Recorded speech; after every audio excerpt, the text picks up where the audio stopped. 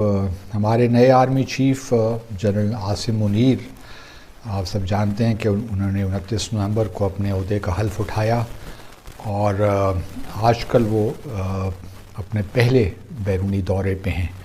और मुझे इस बात पे खुशी भी है और इत्मीनान भी है कि उन्होंने अपना जो पहला दौरा किया बैरूनी या कर रहे हैं वो सऊदी अरब है और यूएई है। बहुत से लोगों को इससे इख्तिलाफ हो सकता है, लेकिन मैं ये समझता हूँ और जो थोड़ा बहुत मेरा तजुर्बा है और मेरी नाक़िस राय में, हमारी शुरू से कवायद या कोशिश यही रही है लड़ाई रुके। इसलिए न हमने बंदूक भेजा, न बारूद भेजा, न कुछ भेजा, बट हमेशा से कहते हैं it's not era of war. Peace और सीज फायर की बात इंडिया एक ऐसा कंट्री जो शुरू से कर रहा है।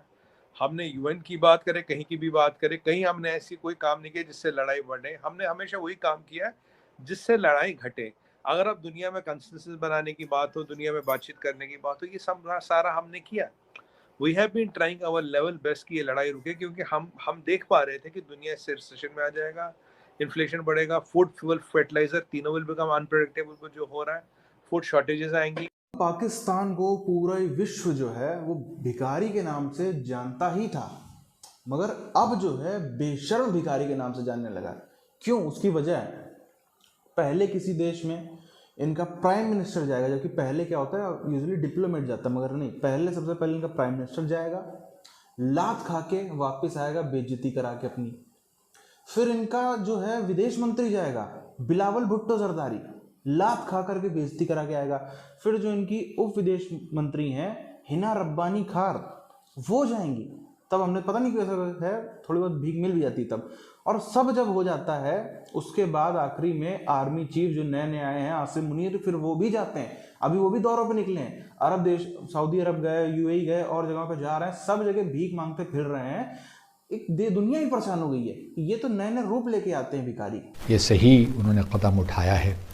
जहाँ आपको उम्र की सआदत भी मिलती है इस दौरे से, वहाँ सऊदी अरब के साथ जो हमारे ताल्लुक़ात की ख़ास नोयत है वो भी सामने आ जाती है। ना सिर्फ हम पाकिस्तानियों के लिए हमें उसकी अहमियत का अंदाज़ा होता है, बल्कि दुनिया भर में एक मैसेज जाता है कि पाकिस्तान और सऊदी अरब के जो ताल्लुक़ात हैं वो एक ख़ास नोयत के ताल्लुक़ात हैं। उनमें यकीनन उतार चढ़ाव भी आता रहा, कुछ हमने गलतियाँ की, लेकिन बहरहाल ये एक ऐसा रिश्ता है जो कि बड़ी मज़बूत बुनियादों पे यह इमारत खड़ी है। और होना तो ये चाहिए कि हम इस इमारत की तज़ीन व आराइश ज़्यादा से ज़्यादा करें, लेकिन क्या किया जाए कि हमारी सफारतकारी में कुछ ऐसे मैं समझता हूँ कि ऐसे बाज़ औक़ात मोड़ आ जाते हैं जहाँ हम वो कमिटमेंट दिखा नहीं पाते सऊदी अरब के साथ अपने ताल्लुक़ात की। ये भी नहीं हो सकता कि आप यूनिलैटरली ये वन साइडेड रिलेशनशिप हो, क्योंकि वन साइडेड रिलेशनशिप जब होता है तो फिर वो ज़्यादा देर पा नहीं होता। लेकिन अच्छी बात यह है कि पाकिस्तान और सऊदी अरब के जो ताल्लुक़ात हैं, दोनों ममालिक ने हमेशा इस बात की ख्वाहिश का इजहार किया है और हमेशा हमारी कमिटमेंट रही है इस रिलेशनशिप को लेकर। और ये भी तारीख़ भी इस बात की गवाह है कि जब भी पाकिस्तान को मुश्किल वक्त पेश आया, ख़ास तौर पे हमारी इक़्तिसादी सूरत हाल दगरगूं हुई, तो उस वक्त यही कुछ ममालिक थे, सऊदी अरब था या यूएई या फिर चाइना, जिन्होंने आगे बढ़कर हमारी मदद की।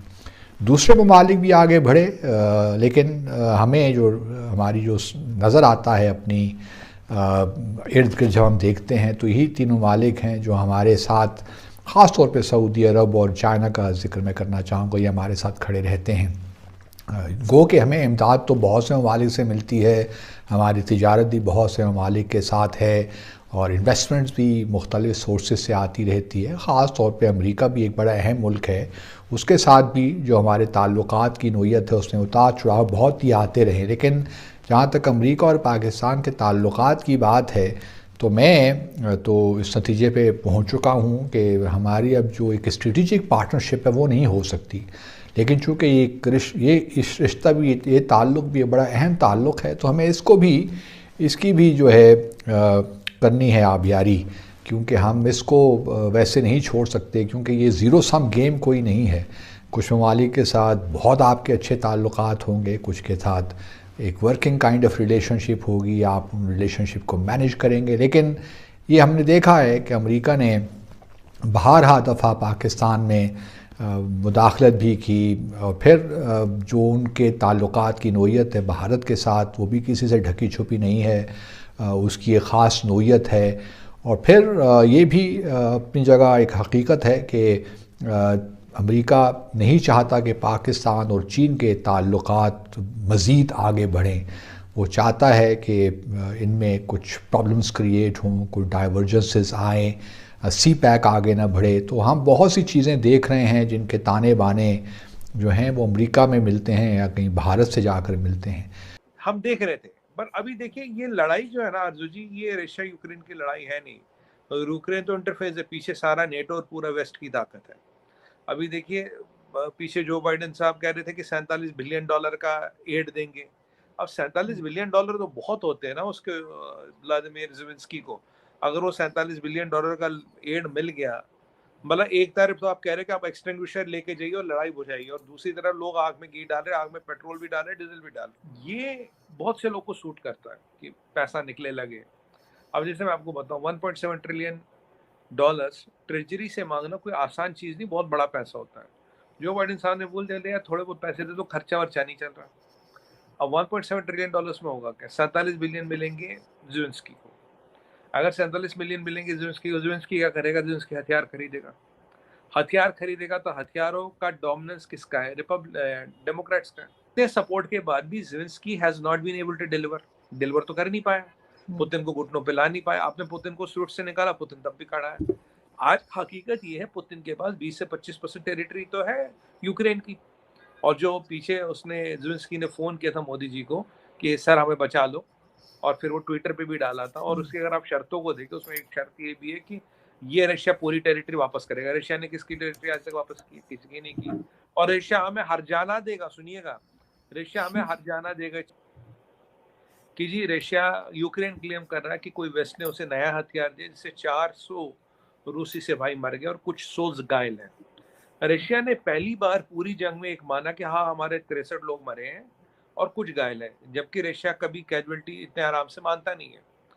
अब ये देखिए, अब उन्होंने कदम उठाया है जहां आपको उम्र की सआदत भी मिलती है इस दौरे से, वहाँ सऊदी अरब के साथ जो हमारे ताल्लुकात की ख़ास नोयत है वो भी सामने आ जाती है। ना सिर्फ हम पाकिस्तानियों के लिए हमें उसकी अहमियत का अंदाज़ा होता है, बल्कि दुनिया भर में एक मैसेज जाता है कि पाकिस्तान और सऊदी अरब के जो ताल्लुकात हैं वो एक ख़ास नोयत के ताल्लुकात हैं। उनमें यकीनन उतार चढ़ाव भी आता रहा, कुछ हमने गलतियाँ की, लेकिन बहरहाल ये एक ऐसा रिश्ता है जो कि बड़ी मज़बूत बुनियादों पे ये इमारत खड़ी है। और होना तो ये चाहिए कि हम इस इमारत की तज़ीनो आराइश ज़्यादा से ज़्यादा करें, लेकिन क्या किया जाए कि हमारी सफारतकारी में कुछ ऐसे मैं समझता हूँ कि ऐसे बाज़ औक़ात मोड़ आ जाते हैं जहाँ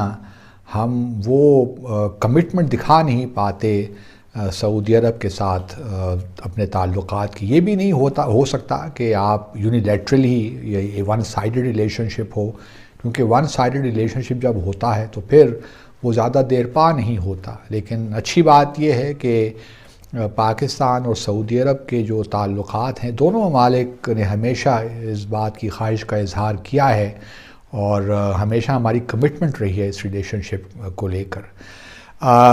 और ये भी तारीख़ भी इस बात की गवाह है कि जब भी पाकिस्तान को मुश्किल वक्त पेश आया, ख़ास तौर पे हमारी इक़्तिसादी सूरत हाल दगरगूं हुई, तो उस वक्त यही कुछ ममालिक थे, सऊदी अरब था या UAE या फिर चाइना, जिन्होंने आगे बढ़कर हमारी मदद की। दूसरे ममालिक भी आगे बढ़े, लेकिन हमें जो हमारी जो नज़र आता है अपनी इर्द गिर्द जब हम देखते हैं तो यही तीन ममालिक हैं जो हमारे साथ, ख़ास तौर पे सऊदी अरब और चाइना का जिक्र मैं करना चाहूँगा, ये हमारे साथ खड़े रहते हैं। गो कि हमें इमदाद तो बहुत से ममालिक से मिलती है, हमारी तिजारत भी बहुत से ममालिक के साथ है और इन्वेस्टमेंट्स भी मुख्तलिफ़ सोर्सेज से आती रहती है। ख़ास तौर पे अमेरिका भी एक बड़ा अहम मुल्क है, उसके साथ भी जो हमारे ताल्लुकात की नोयत है उसमें उतार चढ़ाव बहुत ही आते रहे। लेकिन जहाँ तक अमेरिका और पाकिस्तान के ताल्लुकात की बात है तो मैं तो इस नतीजे पे पहुँच चुका हूँ कि हमारी अब जो एक स्ट्रेटिजिक पार्टनरशिप है वो नहीं हो सकती। लेकिन चूँकि ये इस रिश्ता भी, ये ताल्लुक़ भी बड़ा अहम ताल्लुक़ है, तो हमें इसकी भी जो है करनी है आबियारी, क्योंकि हम इसको वैसे नहीं छोड़ सकते, क्योंकि ये ज़ीरो सम गेम कोई नहीं है।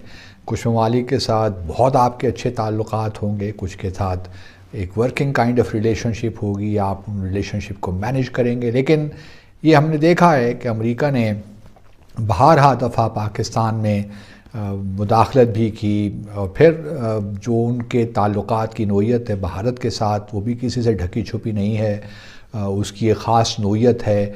और फिर ये भी अपनी जगह एक हकीकत है कि अमेरिका नहीं चाहता कि पाकिस्तान और चीन के ताल्लुकात मज़ीद आगे बढ़ें।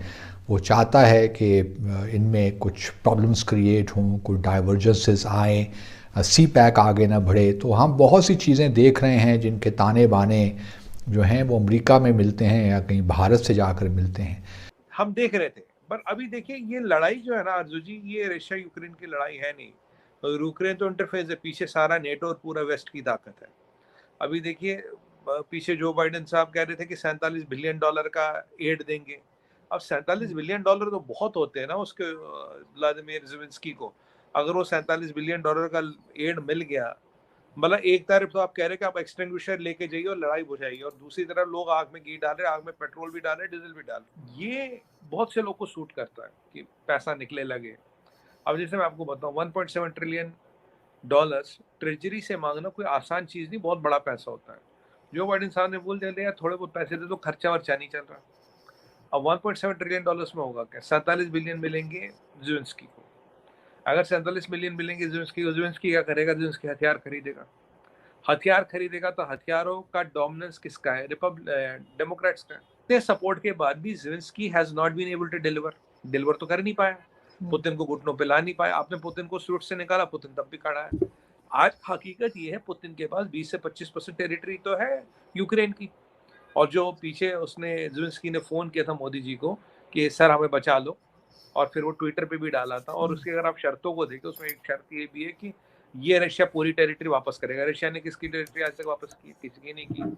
और रशिया हमें हर जाना देगा, सुनिएगा, रशिया हमें हर जाना देगा कि जी रशिया यूक्रेन क्लेम कर रहा है कि कोई वेस्ट ने उसे नया हथियार दिया जिससे 400 रूसी सिपाही मर गए और कुछ 100 घायल हैं।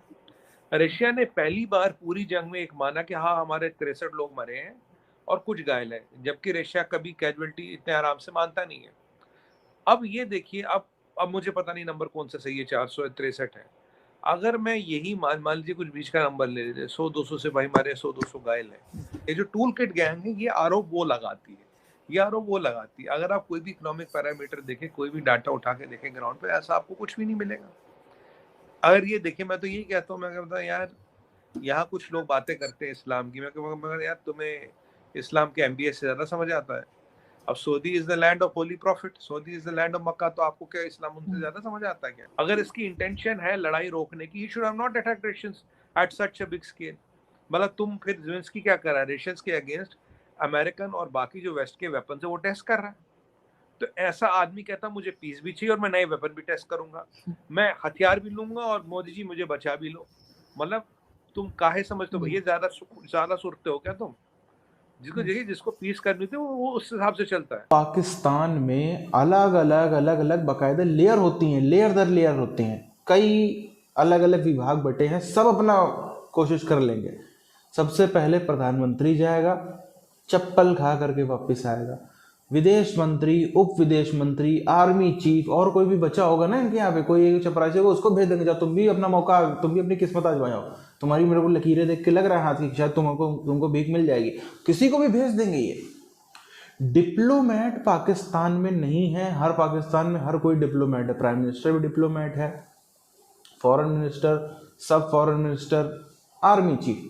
अब फॉरेन मिनिस्टर कायदे से देखा जाए तो हिना रब्बानी खार साहिबा को होना चाहिए था, क्योंकि उनका जब पिछले टर्म में वो रही थी फॉरेन मिनिस्टर, तब पाकिस्तान ने ठीक ठाक हरकतें करी थी। हालांकि उस हिसाब से देखा जाए तो सत्यानाश हो जाए पाकिस्तान का, मगर इनके दौर में कम से कम जो है बिलावल भुट्टो, अब पाकिस्तान में सिर्फ और सिर्फ जो नेपोटिज्म है, इस नेपोटिज्म के चलते बिलावल भुट्टो को बनाया गया। अगर काबिलियत के आधार पर देखें तो हिना रब्बानी खार को होना चाहिए था, मगर नेपोटिज्म के चलते उसको बनाया गया। और हिना रब्बानी खार वैसा नहीं, कुछ बहुत तीर मार देती, वो भी आज के टाइम पे, आज पाकिस्तान हो ही इतना भिखारी गया कि कुछ भी उसका फायदा नहीं है, मगर फिर भी ये जाते हैं तो इनको थोड़ा बहुत भीख मिल जाती है। अभी भी हमने देखा पाकिस्तान में जितनी भी थोड़ी बहुत भीख मिली है, या तो वो कमर जावेद बाजवा के जाने से मिली, जो पहले आर्मी चीफ था, या फिर हिना रब्बानी खार के जाने से मिली है, और कहीं किसी को भी भीख नहीं मिली। अभी भी नया आर्मी चीफ भी अपनी किस्मत आजमा रहे हैं कि अगले 3 साल तो मैं ही वहाँ का मालिक हूँ, ये हूँ वो हूँ, पूरी मक्खन पॉलिश में लगे हैं। दरवाजा बंद होता होगा जब मीटिंग का तो बकायदा सऊदी बादशाह के पैर पे गिर जाते होंगे शायद, कि प्लीज़ सरकार आप ही हमारे सब कुछ हो, हमारे मसीहा हो, प्लीज़ हमको थोड़ा सा दान दक्षिणा जो है, हमारे मुंह पे नोट फेंक के मार दो, वो भी बटोर लेंगे, अब हवा में उड़ा दो वो भी बटोर लेंगे, हमारे पास पूरी बिलाल फुरकान सुरकान सबकी टीम लगा देंगे, सब बटोर लेंगे, खाली आप इतना कर दो। लेकिन वो भी होता हुआ नहीं नजर आ रहा। अभी देखो बकायदा दौरे पे निकला है, सऊदी अरब, फिर यूएई, फिर और आगे के देश में जितने जितने इनके पहले है ना, एक तो ये रूटीन है, प्रधानमंत्री कोई भी आए सबसे पहले सऊदी, फिर सेकंड नंबर पे यूएई जाएगा।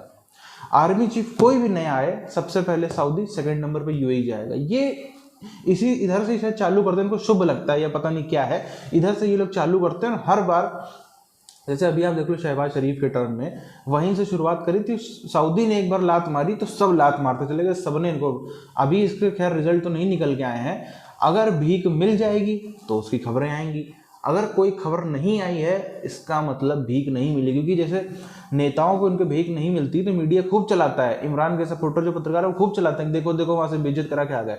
आर्मी चीफ का किसी की मीडिया वाले की हैसियत नहीं है कि चला देगी वहां से बेइज्जत होके आ गए।